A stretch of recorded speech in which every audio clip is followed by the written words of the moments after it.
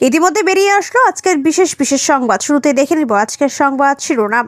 ক্ষমতা থাকলে কালি ভোট করার বাংলা প্রস্তুত, বিজেপিকে রাজনীতির সময় মনে করালেন মমতা। আগামী নির্বাচনে এই তৃণমূল সরকারকে ছুঁড়ে ফেলতে হবে, আলিপুরদুয়ারে দাঁড়িয়ে হুঙ্কার শুভেন্দুর। ফের বিনা লড়াইয়ে বিরাট জয় তৃণমূলের, সাংঘাতিক অভিযোগ বিরোধীদের।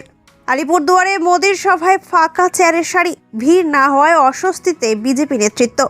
সাংগঠনিক রদ বদলের মধ্যে বক্সিকে নবান্নে ডেকে বৈঠক মমতার। বঙ্গ বিজেপিতে ব্রাত্যজনের তালিকায় দিলীপ, প্রধানমন্ত্রীর সভায় ডাক পেলেন না। এতক্ষণ দেখছিলেন সংবাদ শিরোনাম, এখন জানিয়ে দিব বিস্তারিত সংবাদ। অপারেশন সিঁদুর নিয়ে যখন সর্বদল প্রতিনিধিরা দেশে দেশে ঘুরে ভারতের অবস্থান বোঝাচ্ছে, তখন দেশের প্রধানমন্ত্রী বাংলায় এসে সভামঞ্চ থেকে এক প্রকার 26-এর বিধানসভা ভোটের দামাম বাজিয়েছেন। তৃণমূল কংগ্রেস যখন পহেলগাঁও অপারেশন সিঁদুর নিয়ে কেন্দ্রের প্রতি পূর্ণ সমর্থন জানিয়েছে, মোদি তখন বাংলায় এসে 5 সমস্যা বোঝাতে ব্যস্ত। মোদির নিশানায় বাংলার হিংসা, দুর্নীতি, অরাজকতা, বেকারত্ব। দলের তরফে মোদির বক্তব্যের পাল্টা উত্তর দেওয়া হলেও কয়েক ঘন্টায় স্পষ্ট জবাব দিলেন রাজ্যের মুখ্যমন্ত্রী মমতা ব্যানার্জি। বললেন, রাজনীতির হোলি খেলছেন মোদি।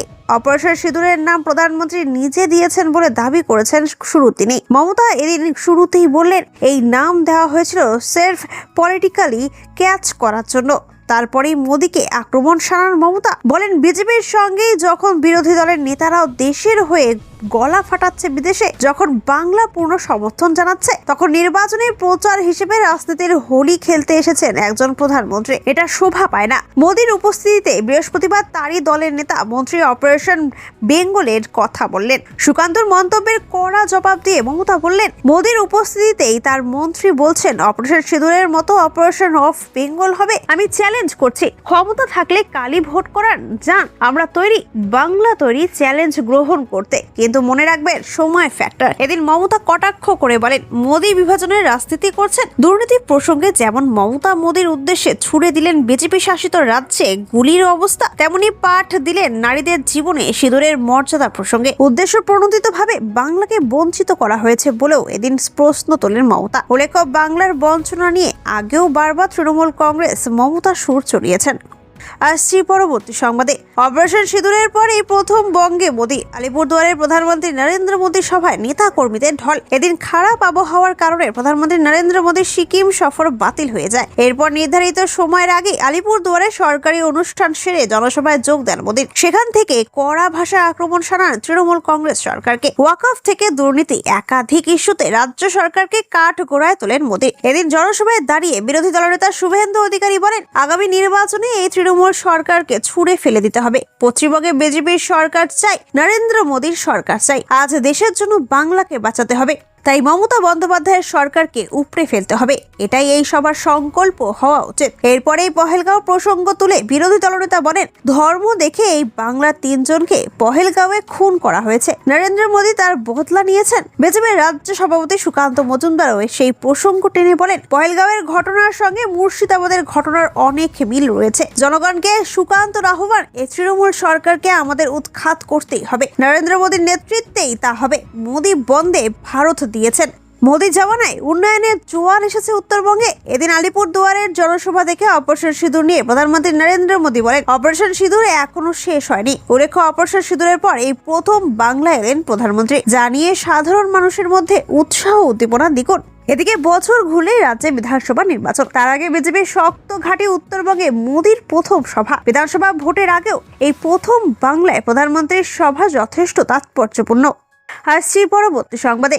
মালদার ইংরেজ বাজারে যদুপুর কৃষি সমবায় সমিতির নির্বাচনে মনোনয়ন জমা দিতে পারল না বিরোধীরা, যার ফলে বিনা প্রতিদ্বন্দ্বিতায় কার্যত জয়লাভ করল তৃণমূল। বুধবার এই কৃষি সমবায় সমিতি নির্বাচনকে ঘিরে সকাল থেকেই তুমুল উত্তেজনা ছড়িয়ে পড়ে যদুপুর এলাকায়। বিরোধী দল কংগ্রেসের প্রার্থীরা মনোনয়ন জমা দিতে না পেরে সংশ্লিষ্ট এলাকার 12 নম্বর জাতীয় সড়কে বসে পড়েন এবং অবরোধ করে। অবরোধের খবর পেয়ে ওই এলাকায় পৌঁছায় ইংরেজ বাজার থানার বিশাল পুলিশ বাহিনী। সাময়িক সময় সময়ের জন্য জাতীয় সড়ক অবরোধ হলেও পরে পুলিশি হস্তক্ষেপে পরিস্থিতি নিয়ন্ত্রণে আসে। এদিকে যদুপুর গ্রাম পঞ্চায়েতে কৃষি সমবায় সমিতির মনোনয়ন জমা দেওয়াকে ঘিরে বিস্তর অভিযোগ তুলে স্থানীয় কংগ্রেস নেতৃত্ব, কিন্তু অবশেষে এদিন বিরোধী দলের কোনো প্রার্থীরা মনোনয়ন জমা দিতে না পারায় এই কৃষি সমবায় সমিতির 69টি আসনে কার্যত অলিখিতভাবে বিনা প্রতিদ্বন্দ্বিতায় জয়লাভ করে তৃণমূল। যদিও এখানকার কৃষি সমবায় সমিতির নির্বাচন ছিল আগামী 15 জুন, বুধবার ছিল সেই মনোনয়নে জমা দেওয়ার শেষ দিন, আর তাকে ঘিরেই এদিন এমন উত্তেজনা তৈরি হয়। জেলা কংগ্রেসের সাধারণ সম্পাদক তথা প্রাক্তন বিধায়ক মুক্তাকিন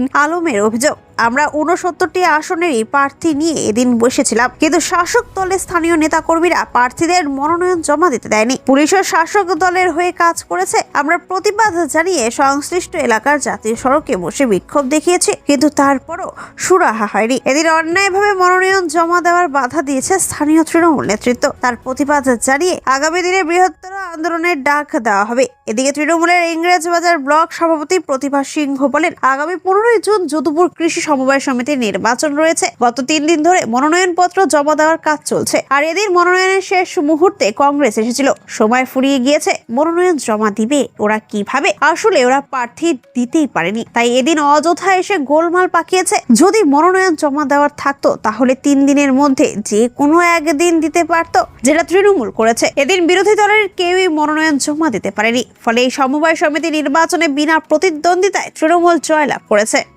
আসছি পরবর্তী সংবাদে।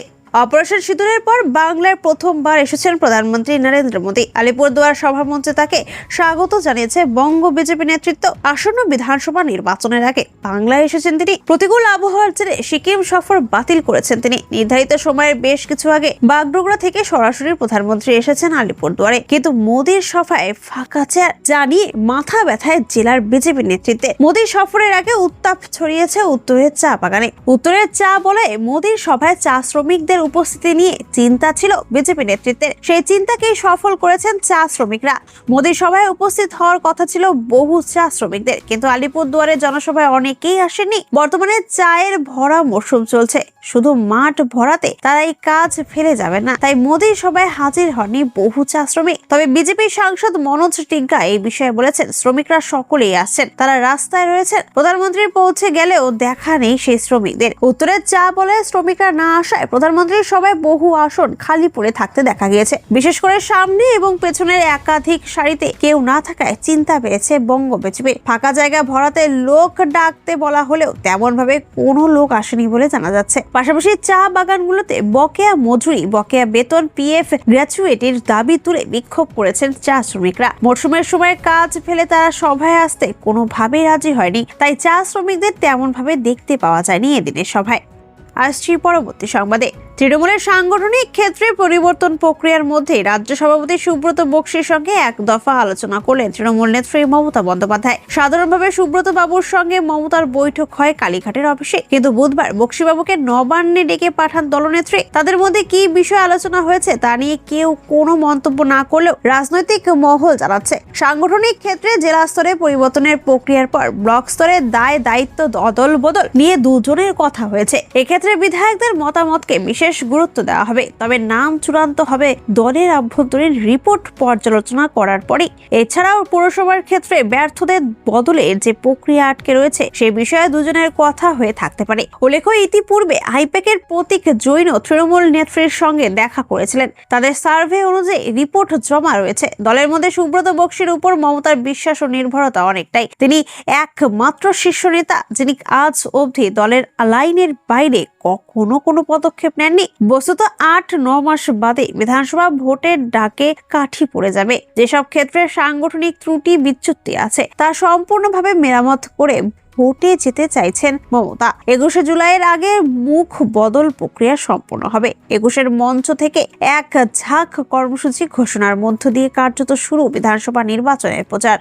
আসছি পরবর্তী সংবাদে। প্রধানমন্ত্রী নরেন্দ্র মোদীর সভায় হাজির নেতারা। তিনি সামান্য কর্মী। আলিপুরদুয়ারের প্রধানমন্ত্রীর সভায় আমন্ত্রণ পাননি দিলীপ ঘোষ। আমন্ত্রণ না পাওয়া নিয়ে বৃহস্পতিবার এমনই কথা বলেছেন দিলীপ ঘোষ। প্রধানমন্ত্রী নরেন্দ্র মোদীর সভায় ব্রাত্য ঠেকেছেন বঙ্গ বিজেপির অন্যতম নেতা দিলীপ ঘোষ, কিন্তু কেন তাকে আমন্ত্রণই জানানো হয়নি সেই প্রসঙ্গে দিলীপ ঘোষ বলেন, উত্তরবঙ্গে গিয়েছেন প্রধানমন্ত্রী, ওই কর্মসূচিতে ওখানকার কর্মীরা হাজির থাকবেন। কলকাতায় আসলে তিনিও থাকবেন, তবে কিছু পদ আছে তাদের প্রধানমন্ত্রীর সঙ্গে থাকতেই হয়। প্রোটোকল মেনে প্রধানমন্ত্রীর সঙ্গে তারা থাকছেন। তারপরে তিনি স্পষ্ট ভাষা জানান, তিনি এখন কোনো পদে নেই, একজন সাধারণ কর্মী। তিনি দলে সক্রিয়ভাবে কাজ করছেন। কলকাতায় এলে অবশ্যই তিনি যাবেন, সাধারণ কর্মীদের সঙ্গে রয়েছেন। দল তার সম্পর্কে কি ভাবছে এই বিষয়ে উত্তর দিতে চাননি তিনি। বিষয়টি এড়িয়ে গিয়েছেন। তার স্পষ্ট উত্তর, কে কি ভাবলো তাতে কিছু যায় আসে না। দল যে দায়িত্ব নেবে তার নিষ্ঠার সঙ্গে পালন করাই দরকার। দল যখন যা বলছে সেই কাজ করেছেন বলেও জানান। তিনি কোনো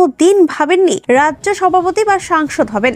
দল আবার দায়িত্ব দিলে কাজ করবেন। যদি সাধারণ কর্মী হিসেবে কাজ করতে বলে সেই মতোই কাজ করবেন। নতুন করে আশা প্রত্যাশা নেই। গত লোকসভা নির্বাচনের সময় থেকে দলের সঙ্গে দূরত্ব বাড়ছিল দিলীপের। আসন বদলের পর থেকে বিষয়টি নজরে এসেছিল। আসন বদলে দেওয়া নিয়ে মুখ খুলেছিলেন তিনি। আসন বদল হওয়া মেনে নিতে পারেনি দিলীপ। দীঘার জগন্নাথ মন্দিরে মুখ্যমন্ত্রীর পাশে বসে কথা বলার ছবি প্রকাশ্যে আসতে ফাটল চওড়া হয়। এবার আলিপুরদুয়ারের সভাতেও ডাক পাননি তিনি। বঙ্গ বিজেপির প্রথম সারির নেতারা হাজির রয়েছেন সেখানে, কিন্তু নেই দিলীপ। ফলে প্রশ্ন উঠছেই, তাহলে কি পদ্ম শিবিরে বার্তজনে পরিণত হয়েছেন দিলীপ ঘোষ?